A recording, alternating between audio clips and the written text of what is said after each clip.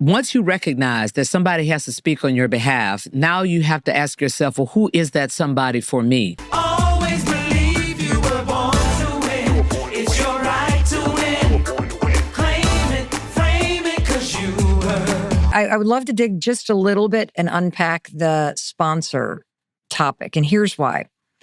Whenever that advice is brought up, and it is true, because if you are not known, if your contributions are not known, if somebody cannot speak on your behalf about the value that you demonstrate, why on earth would you think that just like you're getting paid to show up and do the job, you get promoted for doing more or doing an exceptional job at it? And I think I made the mistake in my career early of just assuming that somebody else would notice that. Mm-hmm.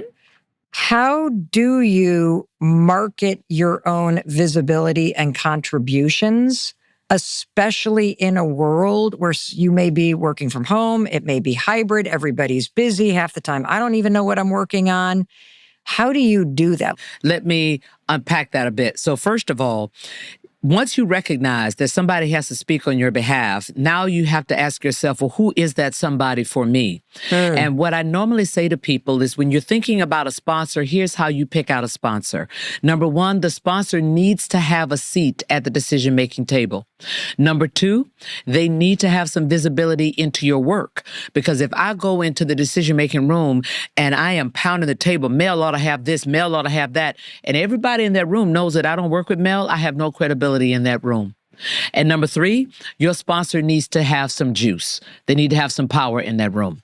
Now, so what do? For 2 weeks, you study your environment and you say to yourself, who has a seat at the decision-making table?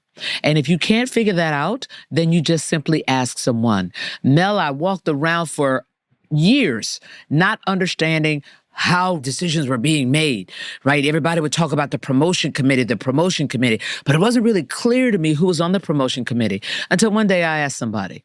And it was another female managing director. I was not yet an MD. And I said, talk to me about this promotion committee, because this is an important year for me. I don't understand how this thing works. I've been hearing about it for years. And she said, well, it's a group of people. There are 4 or 5 people that are always there because they're on the operating committee or they're on the management committee. And then there are different department heads that may or may not be the same from year to year.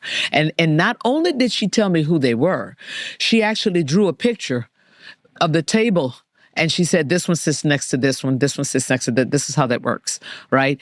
And I couldn't believe I'd walked around for so long in such ignorance, just thinking, just make sure you do a good job, make sure you do it, not really understanding that dynamic. So that's the first thing you should do. Who has a seat at the decision-making table, and how are these decisions made? The second thing is now you say, of the people that I know who have a seat at the table, who has visibility into my work? And it doesn't have to be your direct boss, but it needs to be somebody that has some visibility into your work. So it could be somebody who's in an adjacent group or something like that. And then now, ideally, you pick 2 or 3 people from that second sheet. And then now you start thinking about ways that you can build a relationship. And this is the easiest part. Most people think, oh, it's so hard to build a relationship in my environment, and oh, by the way, I'm an introvert. And the way you build any relationship, personally or professionally, is just frequency of touch. Think about the people, and it could be virtual touch, to your point, or it could be physical touch. So if you think about the people that you are close to in college or, from previous experiences, how did you get close to them? Maybe you went to the football games together. Maybe you always worked out together. But it was that touch that created the relationship. So now with those people you want to build a sponsor relationship with, you start thinking about ways that you can interact. And in a professional environment, it takes light touches. You don't even have to work with them. You can just, you know what? I'm going down for my Starbucks run today. Right? And I know you like it. How can I get it for you? Or, I'll fly if you buy, whatever it is. Or, Fridays, you say, hey, what you got going on for the weekend? Mondays, you say, how was that thing that you did over the weekend? Or let me tell you what I did for the weekend. Or it's a town hall. You make sure you sit next to Mel every town hall and say, so what question? What do you think this is going to be about? Or you know what? I got 2 questions. They're always begging for questions. Let me try this one on you and see what you think. So anytime you find ways to engage, those light touches are the things that relationships are made of. And nirvana is when somebody says, Mel, I'm going to make it happen for you. So they're already defining themselves as a sponsor.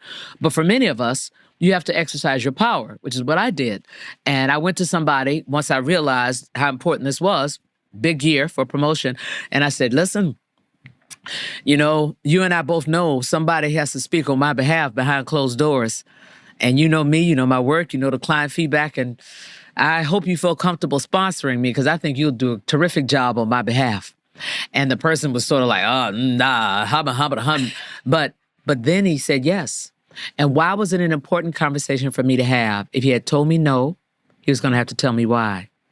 And that would have been important data for me from which to make a decision. But if he said yes, I trusted he'd get it done. If these pearls were useful to you, then like, comment, and subscribe to my YouTube channel. I'll give you a few more pearls that'll help you to maximize your success.